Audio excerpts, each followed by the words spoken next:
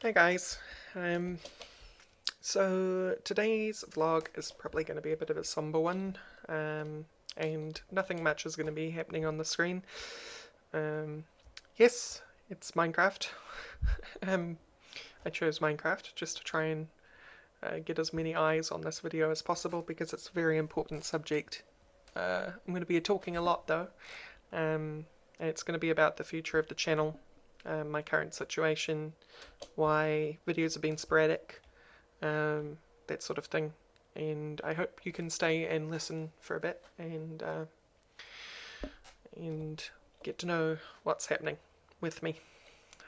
So over the last couple of months, you will have noticed that while videos were going really well for a while, eventually The Witcher and Minecraft started to stutter a bit, and then they dropped out entirely, and then they kind of came back to life, and then I started just doing Terraria only for the last week or so. And the reason for that is because the last couple of months have been very, very hard, and I've honestly been in quite a bit of trouble. I will put it as bluntly as I can, I've been in trouble. Um, and the kind of trouble that I've been in is that it kind of started. So it started a couple of months ago when. Actually, how do I say this? Okay, first of all, I have an anxiety condition. People who have been watching my channel for a long time, I've mentioned it here and there. I don't like to talk about this sort of thing very often. I especially don't include it in my gameplay videos because I don't want to kind of do that too often. So the only places you kind of find me rambling about this sort of thing is in my vlogs. But I have an anxiety condition. I have a severe anxiety condition, actually. It's generalized anxiety disorder, and it is coupled with panic disorder. Those two things are separate because while somebody can be a very anxious person and be debilitated by anxiety, they won't necessarily be debilitated by frequent panic attacks, and panic attacks are scary things. I highly suggest, if you want to know more about that stuff, you start off with Wiki, and you go from there and just look up panic disorder and have a read about the kind of things somebody with a panic disorder experiences. Anyway, I'm considered severe. And so what that has meant is that for the past roughly 4 to 5 years of my life, I have been relying on the government here in New Zealand, the social system in particular, to keep me afloat in terms of rent because I do not work. The reason I don't work is not because I don't want to work. It's because I am unhireable. The reason why I'm unhireable is because, especially here in New Zealand, I'm not too sure about other countries really, but here in New Zealand, one of the main things that I guess any work expects of its workers really is that they're consistent. That they can be expected to turn up at a certain time of day and go home at a certain time of day, week in, week out. They have a certain amount of sick leave, they have a certain amount of holiday hours, they have a certain amount of etc. Yada yada yada, right?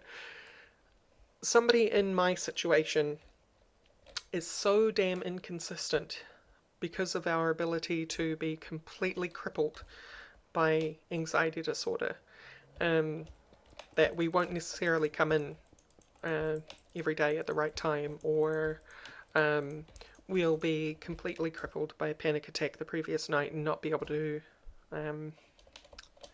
go. So on average, somebody in my situation uses up more sick time than I guess 4 times as much sick time as what's expected of the average person. And it's not that I don't want to work, It's that is not acceptable in terms of what's expected of somebody in my situation, or who's working.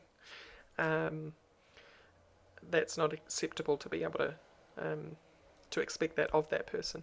Now, I'm willing to work twice as hard to make up for that kind of loss, but they obviously can't trust my word for that sort of thing, so they just don't take the risk and they don't hire you. So I'm unhireable.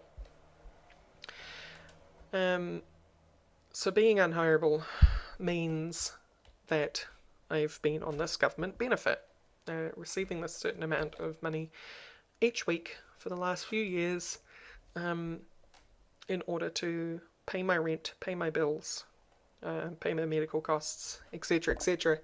And during the last couple of months, you're meant to update every year. You're meant to go in and say, hi, I still exist. Yes, I still require the benefit. Can we please continue that? It's called the renewal, the yearly review. And unfortunately, something else that happens with people with anxiety disorders and panic disorders is we're extremely disorganized. We can't keep diaries. Well, I won't say all of us can't keep diaries. A lot of us can't keep diaries. We can't keep track of times, dates. We're really bad at remembering dates and times and that sort of thing. So I forgot that this yearly review was coming up, and I didn't make the meeting. Now that wouldn't be so bad, except for the fact that as soon as that day lapses, regardless of when you call to say, hey, I forgot, can we please do this, then they essentially cut the benefit immediately. And that means they have to restart the benefit, which means you lose out on a couple of weeks of benefit. Now, the other thing that they're meant to do, especially for somebody in my condition, but they're meant to do it for every beneficiary, is they're meant to remind them that this date is coming up. Now, it's been a very he said, she said situation, but they claim to have sent me out a letter. They also claim that that letter is meant to be enough warning, and I have said that I never received the letter, and to this date I haven't received the letter. It hasn't arrived in the mail, nothing. And just to punctuate that, not that long ago I received a letter that was dated for 2 months ago that said, hey, you need to update your medical certificate, which is something you have to do on a 3-monthly basis, separate from the review, but it's sort of the same thing. You have to do it every 3 months. It's basically getting your doctor to sign off to say, yes, you are still disabled. And I received that 2 months late. So for them to say that you must have received the letter is a bit funny considering that situation, but it's neither here nor there because it's their word against mine. They said they sent the letter, their records show that they sent the letter, so apparently I must have got the letter. Anyway, the other issue with that obviously is that they're meant to try and contact you any means possible. Now they say the letter is just enough. Just the letter is enough, sorry. But they're also meant to call you, and they're also meant to email you if they can. They're meant to try and contact you via every contact means possible. They didn't do that. They just mailed me and said that was enough. So, because of that, and because of the small amount of power I have in that situation, I lost out on 2 weeks worth of rent and 2 weeks worth of this benefit money. Now, for the average person who has savings in their account and that sort of thing, that can't possibly be that bad, right? Unfortunately for me, $10 is a big deal. Because I have no savings whatsoever. I live week to week, and because I didn't receive that weekly benefit payment, I wasn't able to pay the rent for a couple of weeks. Now, this is where things get even worse. Because I wasn't able to pay the rent for a couple of weeks, and because we're on a joint tenancy where I live in a four-person flat, four-person tenancy, and that four-person tenancy throughout its history has generated a sum of debt on its account. People who owe debt on that account have since left the tenancy, and new people have come and gone and that sort of thing, and it's all very confusing. But there is an amount of debt on the account. Because I missed those 2 weeks' rent, that counted against that amount of debt that was on the account. And it just so happened, because I'm the luckiest person in the world, that the landlord decided he had had enough, and the amount of debt was now too high. And he's asked us to leave the property. So not only at this point in this 2-month story was I missing money, I was now being asked to move out of the property that I live in. I'm still at that same property, and I'm still searching for a place to live, but time is very, very short. I doubt I even have a week left, really, to find a new place. So that leads us on to the next part.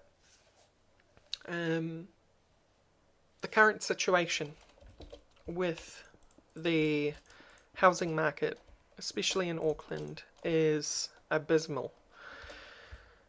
Auckland in particular is undergoing one of the biggest housing bubbles that it's seen in, I think, roughly 60 years.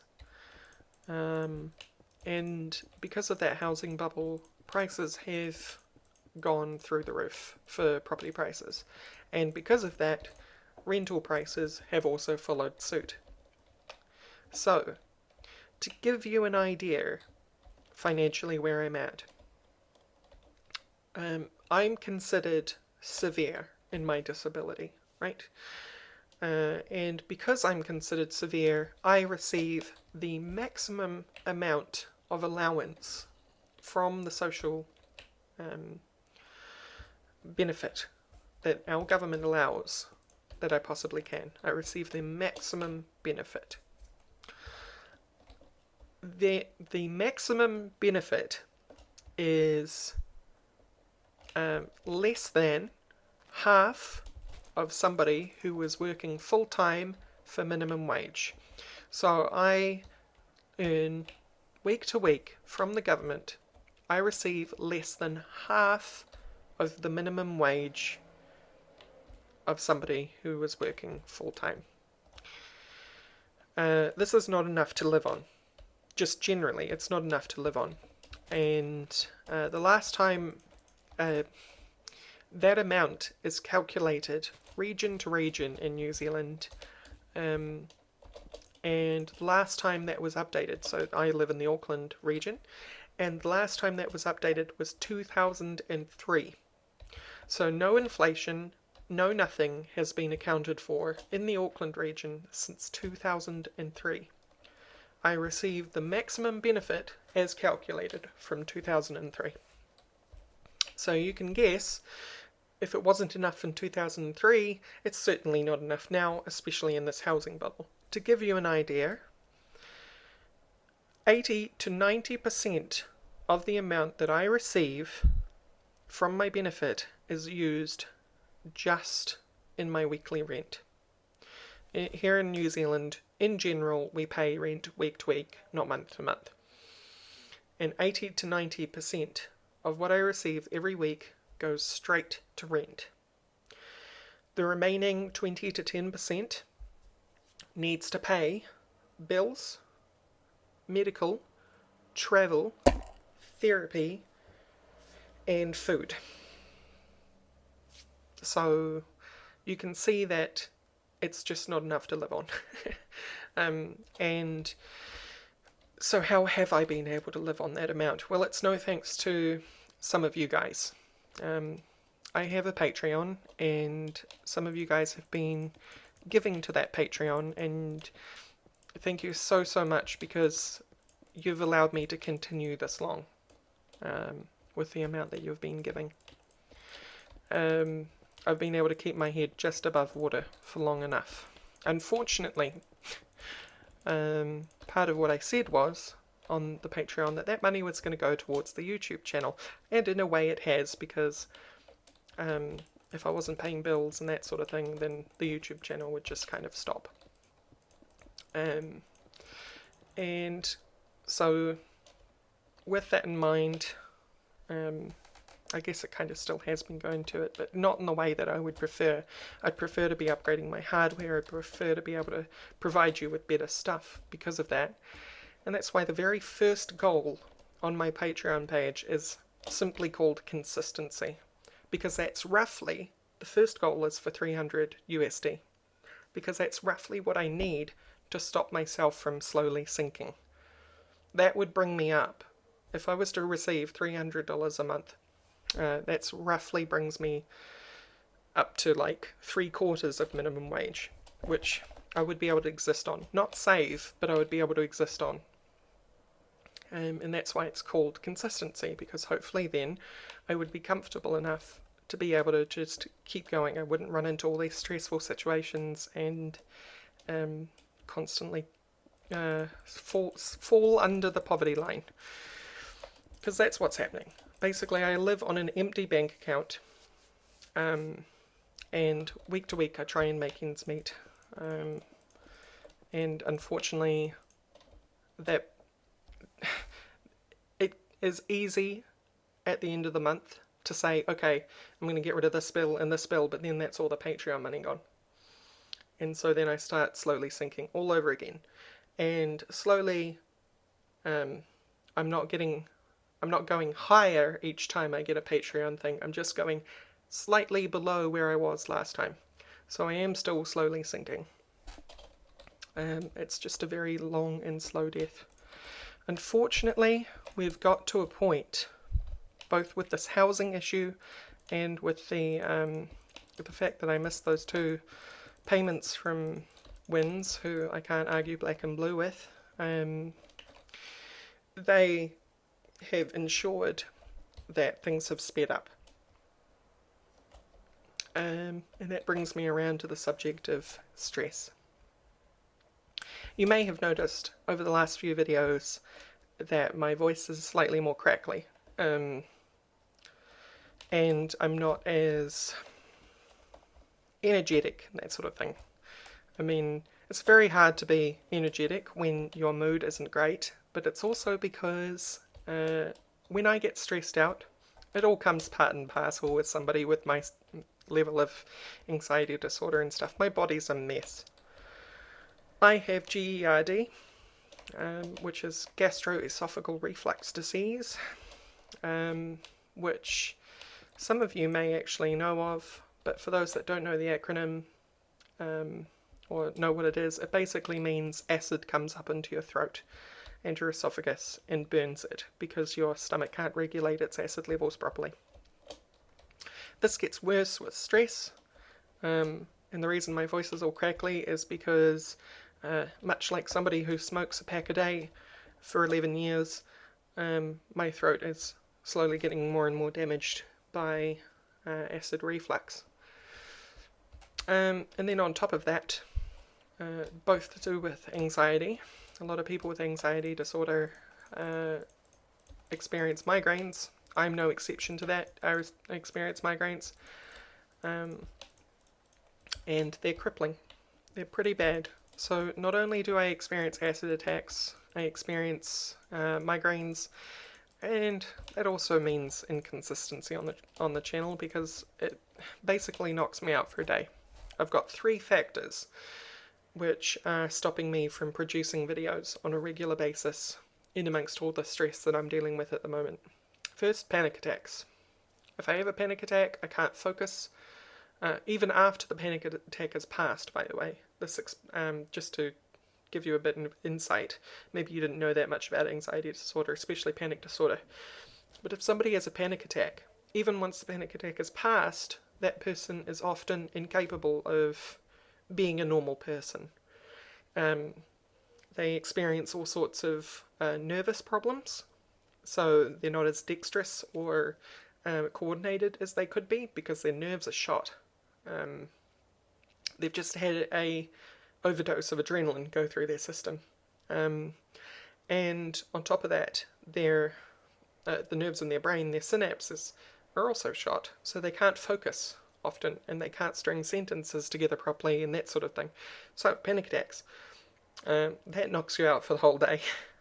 Migraine, if you're lucky, it only lasts half a day, but mostly that'll also knock you out for the whole day. Migraines can be coupled with, migraines are different person to person, but usually something that can be agreed upon is nausea and pain, searing pain. And I experience both nausea and pain from my migraines. And then acid attacks, which leaves me bent over double, laying in my bed all day. So that's 3 things that mean that I can't work that day. 3 possibilities. It's too many.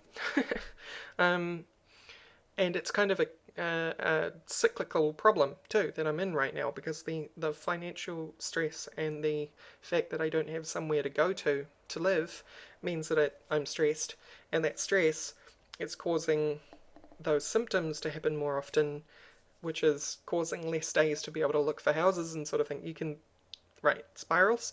Yeah. So that's kind of that problem.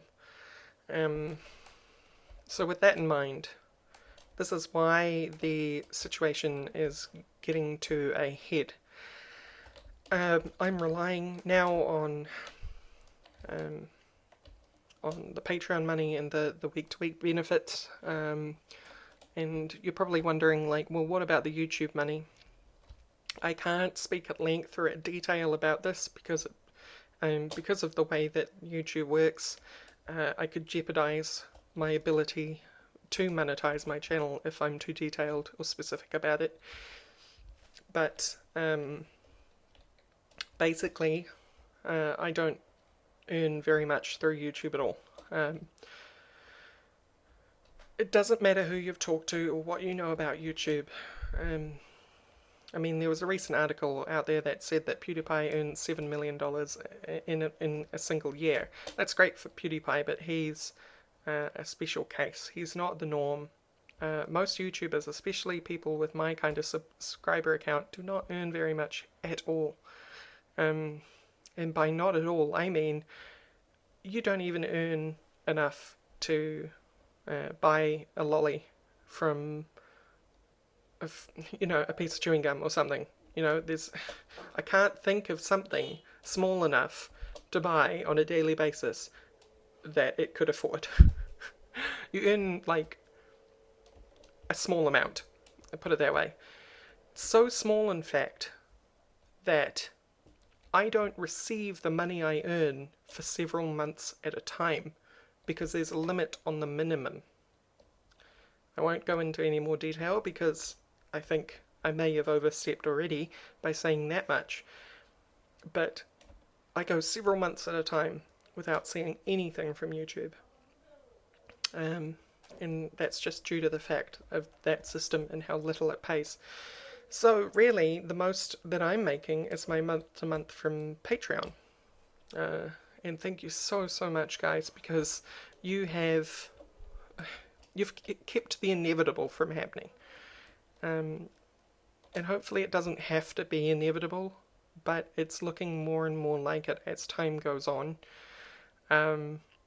And I'm having to kind of face the reality of that at the moment, which is that basically if I can't keep the lights on in my house, if I can't pay for the internet bill, how can I create and upload content for you guys?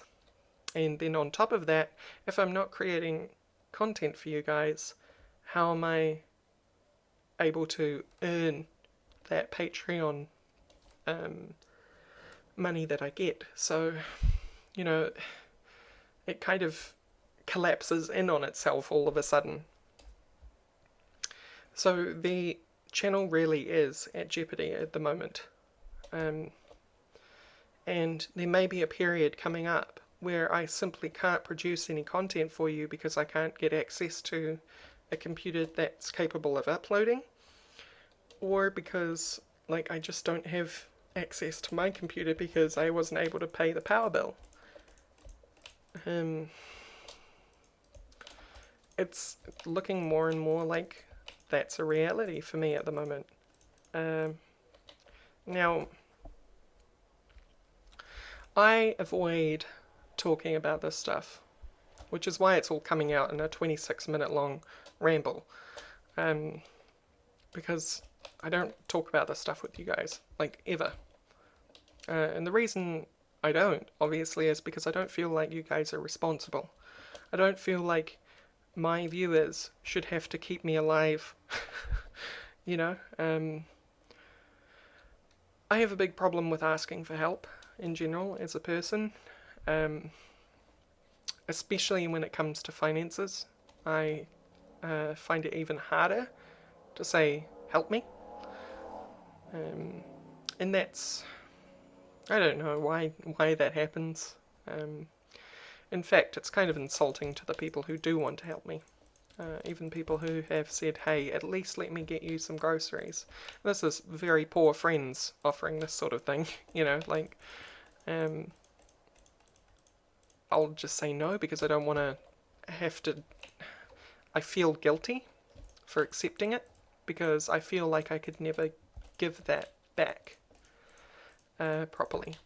So that's kind of where my psyche is in that. I know it's silly to think that way. I know that people who want to help me genuinely want to help from the bottom of their heart. But for some reason, I'm just stuck on this idea that I should be able to reciprocate that somehow. Some of you might be wondering, if you're able to do YouTube, surely you could work, but it's like what I was saying at the beginning of the video. I'm unhireable. I would love to work and earn minimum wage and then try and do YouTube on the side, but I simply can't work because no one will hire me. And that's where that is. And what about friends and family helping you out with finances? Surely somebody can dig you out of this rut. Well, a lot of my friends and family are in the same situation I am, to be quite honest with you. Maybe they're able to work minimum wage, but that's, their money and they're getting by only just themselves. And so giving an amount to be able to dig me out of this rut would seriously hurt their own wallets. And they have to think of themselves, obviously. They can't just give selflessly to me. So the help that they have kind of offered is, well, if this all turns to mush, you can sleep on our couch. And it's great, and I love them for being able to do that. I don't have very many friends in Auckland. Again, part of the problem with an anxiety condition is that you kind of avoid a lot of, well, it depends on the kind of anxiety. Mine's avoidance. You kind of avoid people, avoid going out and stuff, and then people think you've just kind of forgotten them, and then the relationship kind of just dies off silently. So I don't have that many people around me in Auckland anyway. But those that are around understand, and they've offered me their couches to sleep on and that sort of things if worse comes to worse. But then I own stuff like my computer, my chair, my bed. I don't own a lot, but I own too much to be able to haul around with me from couch to couch. And I don't have any personal transport. I don't own a car. I don't have a license. I have a bicycle, but I can't exactly strap a bed to a bicycle or a computer, a desktop computer. So it's where's that stuff going to go? Well, why don't you sell some of it? So once I've sold it, then what? Sure, I'm able to live off the finances of those sales for a while, but What about returning to work? The work that I'm skilled in means that I need access to a computer at the very least. A computer powerful enough even to be able to deal with that sort of thing. So it's kind of gives you an idea of where I'm at, why I'm unable to pay for the bills and that sort of thing, and why the channel is kind of in trouble. And this is the bit that I'm not looking forward to. Because my my therapist has asked me to do this bit, and by saying that, I'm putting some of the blame on them, which makes it easier on me. But they've asked me to say, I have a Patreon account. If you were ever thinking of giving to me through Patreon, even just for a month, now would be the time to do it. Because hopefully, if I can get enough support from you guys, even if it's just $1, then maybe I can keep the channel running. Maybe I can reduce the amount of stress that I'm under. Maybe I can find a house to live. That sort of thing. So, yeah, if you've ever been thinking of giving to me, now would be the time to do it. And then, like, a lot of you probably think that, who are these guys? Basils.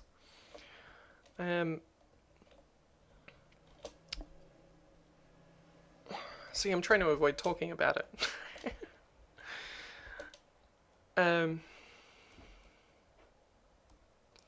Yeah. So if you're ever thinking of giving to my Patreon account, now would be the time to do it. Now that I'm in the most trouble that I've been financially for a long time, now would be the time to give to Patreon. And you don't have to do it long term. You don't even have to do it at all. I'm not asking you to do it. I'm just saying that if you would like to help me out, now would be, of all the times to do it, now would be the time to do it. Because I do need help at this point. Desperately need financial help to be able to keep this channel running, to be able to keep paying my bills, to be able to keep paying rent. So with that, with my story told, hopefully, with enough of it told, hopefully I haven't missed things out, important things, but if you have any questions, don't be afraid to ask them in the comments down below. I will try and answer as best as I can. I will be watching this vlog like a hawk, just so that I can answer any unanswered questions as best as I can, because I want to help out, or I want you guys to know as best as you can why I'm in the situation that I'm in. So, in the link in the description will be a link to my Patreon account, as well as a link to my Twitter, that sort of thing. But thank you all for listening. I really appreciate the time that you have invested in listening to this long, rambly blog. And I hope you have a wonderful day. Better than mine anyway. And have a wonderful week. Thank you all for listening. Bye bye.